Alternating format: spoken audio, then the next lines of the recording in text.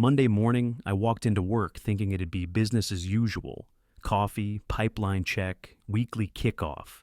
Instead, my badge wouldn't let me pass the second door.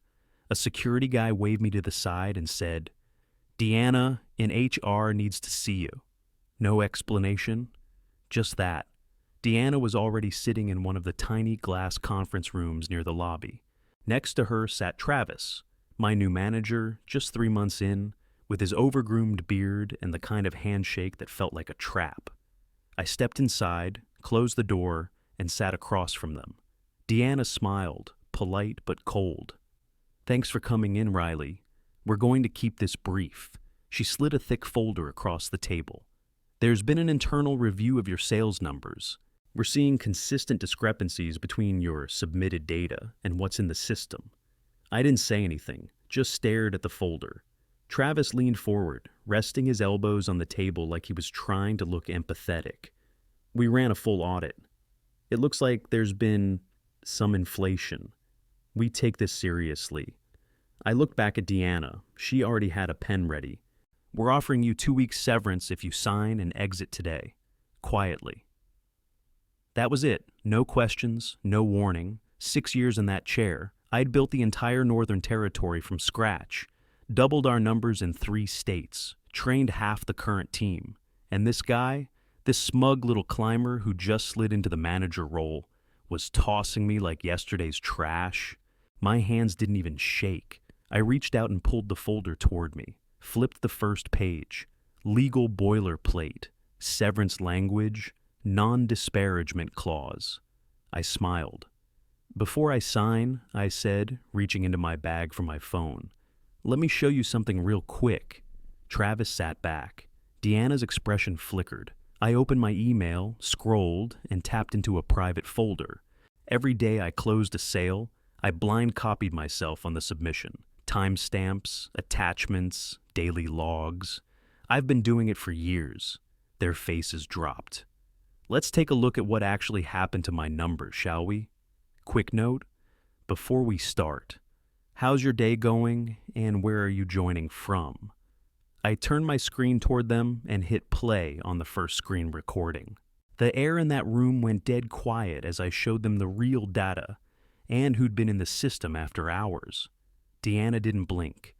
Travis didn't breathe. I leaned back, looked them both dead in the eye, and said, "I'm not the one who should be worried right now." Then I dropped my phone on the table and stood up. Travis leaned forward like he was about to say something, but I cut him off. "Hold on. You're going to want to see the whole picture." I tapped open a spreadsheet I'd built over the weekend, color-coded, time-stamped, backed by every receipt I had. "Every single edit to my sales reports over the last 9 months," I said, dragging the cursor down. "See the pattern?" Deanna leaned in. I saw her eyes pause at the numbers. Always after 6:30 p.m., always on a Tuesday or Thursday, and always trimming between 11 to 16% off my totals. I clicked the next tab.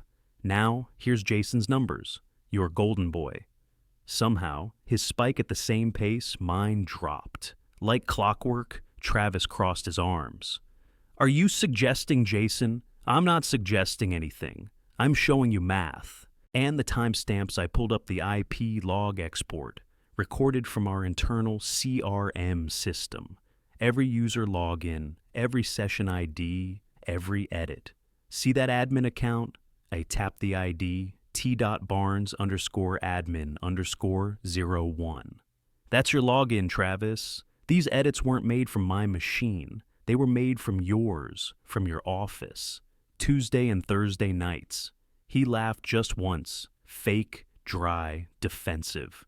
"This is a serious accusation," Deanna said, straightening her blouse like it gave her control of the conversation again. "I agree," I said, and pulled the USB stick from my jacket pocket. Set it right in the middle of the table. That's the full archive. Screen recordings, access logs, email backups, system exports. Been collecting it for months. The only reason I didn't come forward sooner is I wanted the full story. And now I have it. Neither of them touched the USB. I stood. "You can either call legal or I will." Deanna finally moved. She picked up the USB like it might burn her fingers and stood up. "Wait here," she said. She left the room like it was on fire. Travis stayed seated. His face went gray. "You think you're clever?" he said. "No," I said. "I think I'm thorough." He didn't respond. Just sat there, staring at the glass walls, like maybe if he looked hard enough, someone would come save him. 10 minutes later, 2 people from legal showed up, Kara from compliance and Tom, who usually didn't come out of his corner office for anything less than a lawsuit. Deanna re-entered behind them, jaw tight, like she'd already lost the narrative. Kara looked at me first. "We'd like to see the data, all of it." I handed over my phone. "It's mirrored to the drive. Every file's labeled by date. There's also a comparison tool in there that maps the change history. I had to build it myself since the system doesn't log edits properly." Tom nodded, already plugging the USB into his laptop. Travis stood up. "I'm not sitting through this." "You are," Tom said without looking up. "Sit down." That was the moment I knew things had shifted. Not in my favor, in theirs. Now they had a mess to clean up. A big one. Deanna tried to circle back. "Riley, let's not escalate this without giving people a chance to respond." I laughed. "You already escalated it. When you accused me of fraud, when you tried to pay me off to disappear," Kara was flipping through the folders now, eyes scanning the screen. "These look complete," she said to Tom. "We'll need to cross-reference against back-end logs, but this is not nothing." Tom turned to Travis. "You made these edits?" Travis didn't answer. "Were you aware of these changes?" Kara asked him. "I think we should let HR handle—" "No," Tom cut in. "HR's out of this. This is now a compliance issue." Travis froze. Deanna looked like she was trying not to breathe too loud. I didn't sit back down. I crossed my arms and waited. Tom finally turned to me. "You're not going anywhere. Not today. Not until we sort this out." "Didn't plan on it," I said. The next morning, instead of a box and security escort, I got a call from Tom in legal at 7:15 a.m. "Bring your badge and wear something clean. You're going upstairs. I'd worked there 6 years and never been to the top floor. That was executive territory. Marble floors, silent halls, no coffee stains on the carpet. The elevator had a key slot. A woman in a blazer I didn't recognize met me at the door and walked me past a row of closed offices until we stopped at the one with the biggest nameplate of them all, Barbara McKnight, CEO. She was already standing when I walked in. Early 50s, sharp navy suit, hair pulled tight. No small talk. "Sit down, Riley." I sat. She stayed standing. "I reviewed everything last night. All of it. Twice. You documented this like a damn prosecutor. I like receipts." She gave me a nod. "You were right.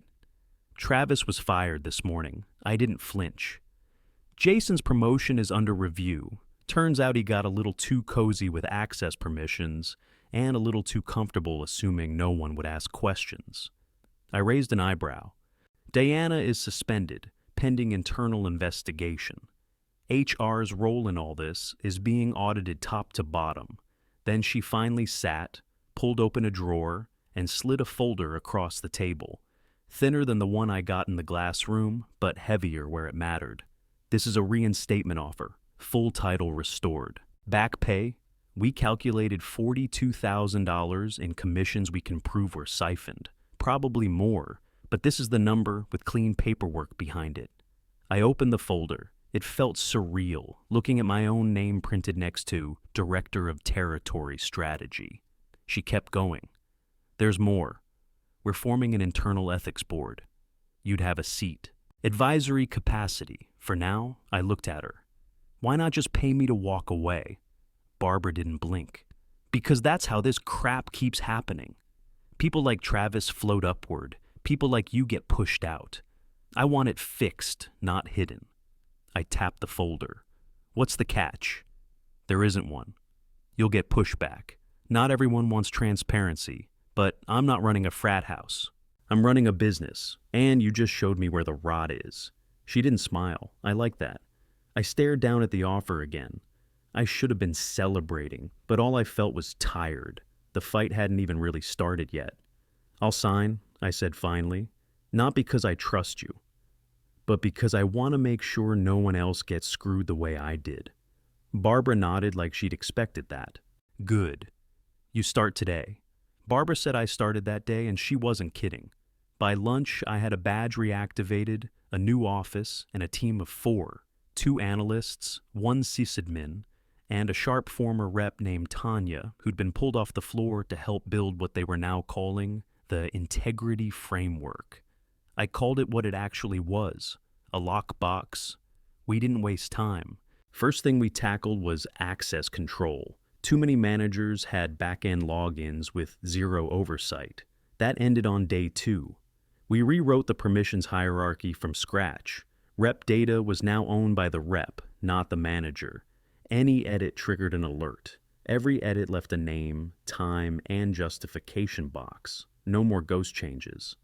Then we started digging. 6 years of records, hundreds of reports. We wrote scripts to flag sudden unexplained drops in close rates, conversion swings, payout reclassifications. The patterns popped fast. 7 reps, all women or older guys. All had the same dip and shift trend I'd seen in my own numbers. And every one of those shifts traced back to the same admin account, Travis's. We called every single one of them in, walked them through what we found. Most didn't even know. One guy, Victor, been there 10 years, actually started crying. That was the moment I stopped feeling pissed and started feeling dangerous. Because this wasn't just about me anymore. It was systemic. It was targeted. And it had been going on right under everyone's nose. The 4th week in, Jason resigned. No announcement, no email, just gone. Word was he jumped to a competitor. I didn't ask which one, didn't care. He wasn't my problem anymore. We kept pushing. By month 2, we had a real-time system live in 3 test regions. Sales reps could see everything in their pipeline, what had been touched, when, and by who. Weekly summaries went out every Friday, automatically. If a manager made a change, the rep got a ping. If the system flagged something shady, it got reviewed by compliance in under 24 hours. And here's the part that mattered most. It was tamper-proof. No backdoors, no ghost logins. If you touched a number, the system screamed about it, loud. We rolled it out company-wide at the start of quarter 3. Some people clapped, some grumbled. I didn't care. It worked. A week after launch, Tanya came into my office holding a report. "Look at this," she said. For the first time in 2 years, no stat adjustments. 0. I didn't say anything, just nodded. It wasn't about revenge anymore. It was about insurance. Nobody else was going to sit in a glass room like I did and get blindsided over numbers they never touched. Not on my watch. The week after we went company-wide, I could feel the energy shift. Some reps were relieved. Some managers were neutral. But the ones who'd built their power on silence, they hated it. They called it surveillance. Said it made them feel like they were being watched, which, yeah, they were. Colin from corporate sales made sure I knew exactly how he felt. Cornered me in the kitchen, Monday morning, when no one else was around.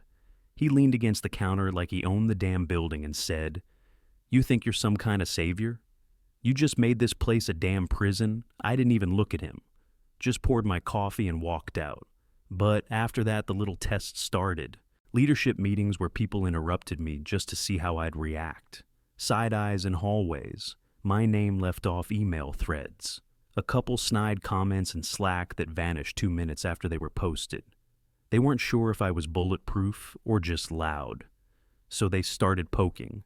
And then came the crosswind pitch. $6 million on the table. Biggest account we'd touched that quarter. I'd been building that deck for 3 weeks, fine-tuned it down to the font size.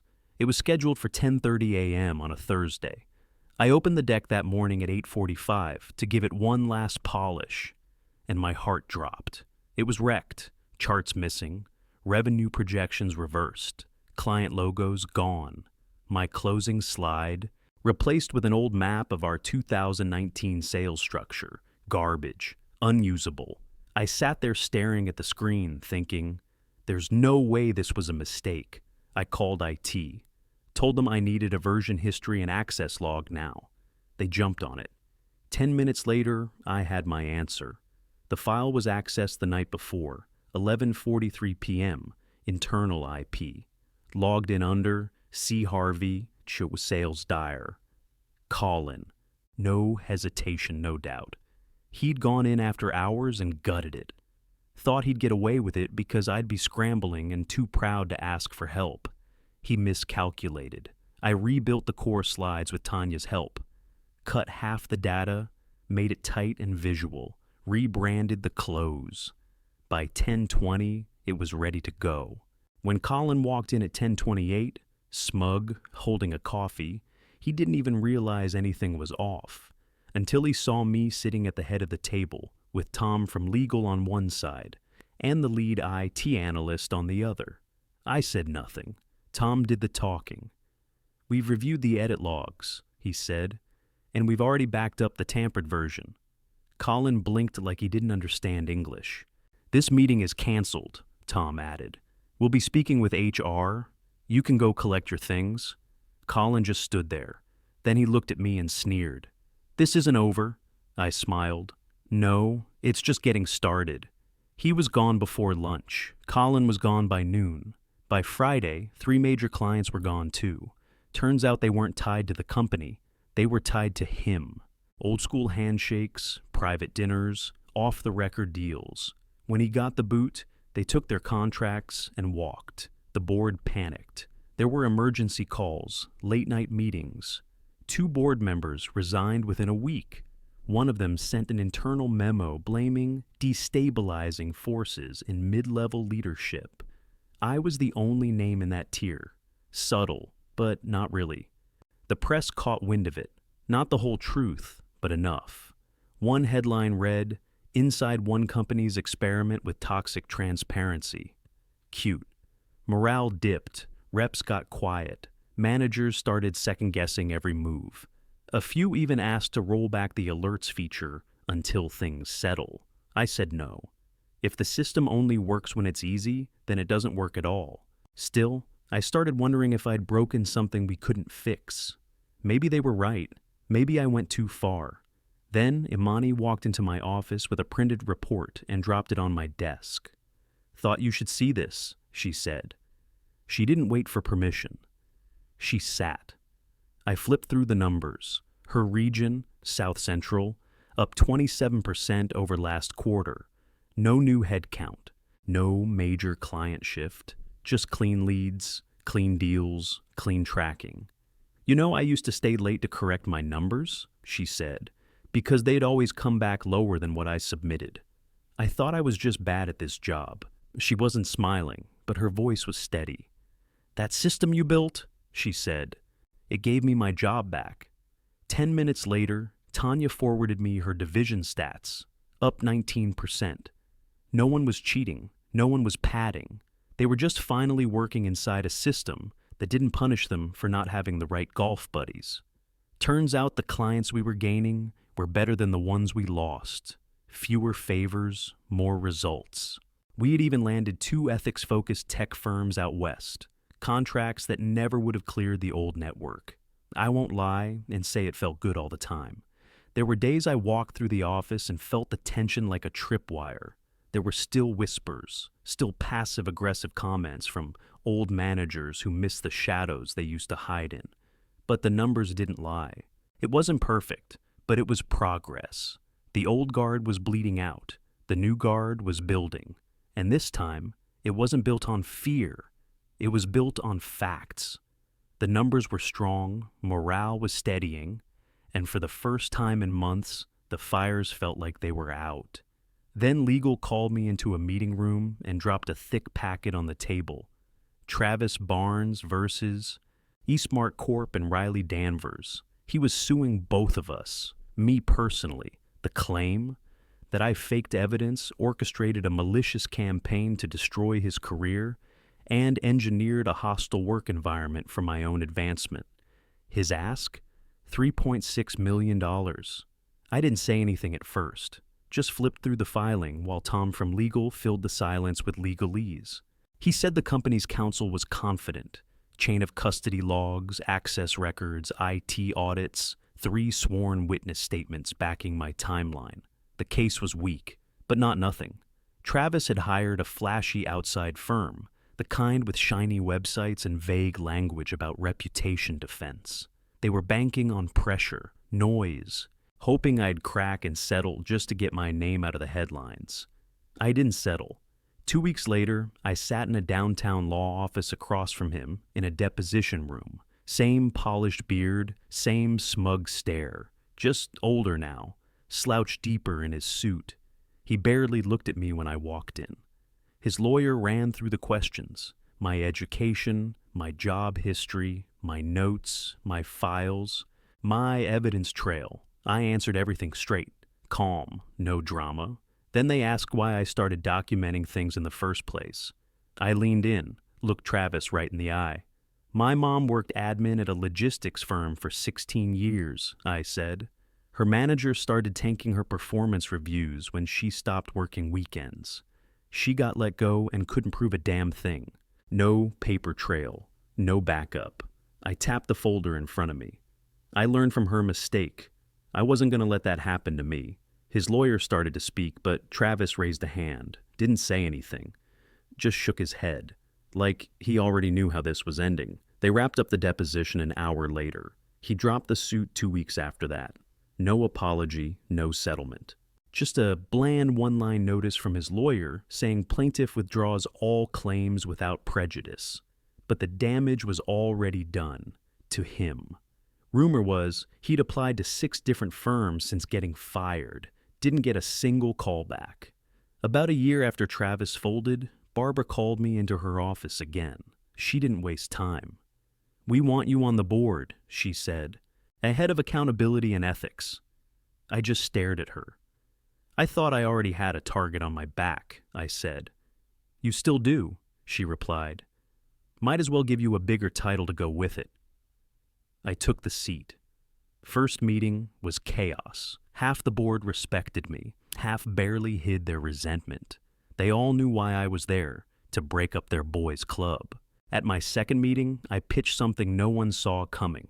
We published the metrics, I said. All of it. Internal audit stats, correction logs, performance trends, mistake counts. Whatever we track, we show you could have heard a pin drop. One guy laughed. "You want us to air our dirty laundry?" "No," I said. "I want to show we actually do the laundry." The fight lasted 2 months. Every vote delayed, emails flying, back-channel calls trying to soften the language or water down the release. Barbara held the line. So did I. When it finally went to vote, it passed, 6-2. We released the first public ethics report 6 months later. Full transparency, no fluff. The industry didn't roll their eyes. They scrambled to copy us. 4 competitor firms published their own versions within the first year. Not as detailed, not as clean, but they wouldn't have moved at all if we hadn't gone first. And the clients?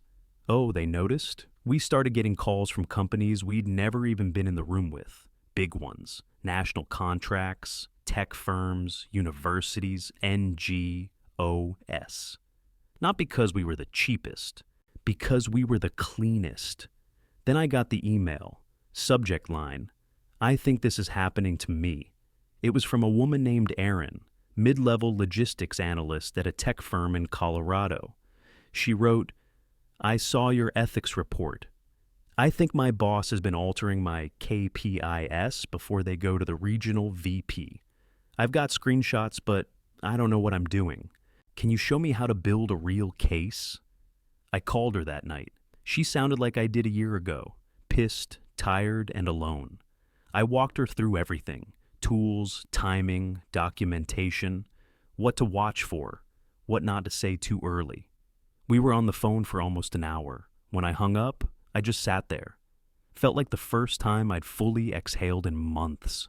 This thing we built, it wasn't perfect, and it sure as hell wasn't easy, but it worked, and now it was bigger than me. For a minute there, it felt like we'd done the impossible. Numbers were clean, clients were loyal, The ethics report got picked up in a business journal that never used to return our calls. Imani joked that we needed a trophy case, but not everybody was cheering. Some execs grumbled during meetings, side comments, tight smiles, sarcastic digs when the board reports came out. They said we'd sterilized the business, that we'd killed creativity. What they really meant was they couldn't do things the old way anymore. One afternoon, Tanya walked into my office and closed the door. "You hear what Colin's old buddy is saying?" she asked. "No," I said, still typing. "He's telling people there's a compliance breach with your name on it." I stopped. "Bullshit," I said. She nodded. "Of course it is. But he's running his mouth, says you greenlit a project that skipped policy checks. It was sloppy, just enough to sting. I knew what project they were referring to. A back-end tool we fast-tracked during rollout. Legal had signed off. So had IT. Every box was ticked, but the rumor didn't need to be true. It just needed to make people flinch. I reported it myself. Full review, internal audit, top to bottom. I told them to dig as deep as they wanted, took 3 weeks, cleared me entirely. No apology from the guy who started it, just more silence. That's when it hit me. This was the tax. Leadership and reform meant wearing a target every single day. And no matter how clean your hands are, someone will still try to drag them through mud. But even with that weight, the payoff was real. Promotions for women, up 30% in a year. Older reps, the ones who used to get ignored for regional lead spots, were finally moving up. Attrition, down by half. No more silent resignations. People stuck around because they knew the numbers wouldn't betray them. Bonuses started going up, not from gaming the system, but from real wins, clean growth, high close rates, better retention. Then came the awards. 3 separate business ethics groups named us top tier in compliance and transparency. It wasn't just a PR boost. It was recruiting fuel. People started applying who would have laughed at our name a year earlier. We weren't just a better company. We were a louder one. And still, people waited for me to crash. They watched every move, every approval, every signature. But I stayed sharp. I stayed loud. I stayed documented. Because the revenge, it wasn't fire and fury. It was this, building something they couldn't tear down. A year and a half after that glass-walled ambush with Travis and Deanna, I got a LinkedIn message that stopped me cold. Kurt M., logistics supervisor, Midwest region, mid-40s, gray polo in the profile pic. Look tired. I read your company's ethics report. I think my boss has been altering my monthly KPIs. I've got some receipts, but I don't know how to build a real case. Any chance I could ask you a few questions? I didn't even wait. Sent him my number and told him to call me that night. He did. We talked for 45 minutes. His voice cracked once, halfway through. Said he used to love his job. Now he felt crazy half the time, like maybe he was the problem, like maybe he deserved to be falling behind. I told him exactly what to do. Not just the tech stuff, not just the logs, the screenshots, the email timestamps. I told him how to document without tipping anyone off, how to act normal when his stomach was in knots, how to trust his instincts, even when the gaslighting kicked in. I told him how to stay grounded when they tried to make him feel small. When we hung up, I didn't move for a while. Just sat there, staring at the same chair my mom used to sit in when she'd come home late from the office. Red eyes, dinner cold, review shredded. She'd never had the proof. She didn't get her fight, but I got mine. And that USB drive, that wasn't a weapon. That was a shield. People think revenge means blowing up someone's life. But real revenge, it's surviving. It's outlasting the people who tried to bury you. And making damn sure they can't bury the next person. That conference room, that wasn't my ending. It was my beginning. So if you're sitting there right now, wondering if it's worth it, wondering if anyone will believe you, if the risk is worth the fallout, here's what I'll tell you. Document everything. Stay calm. Show your receipts. And when they try to shove you out the door, make damn sure they regret it.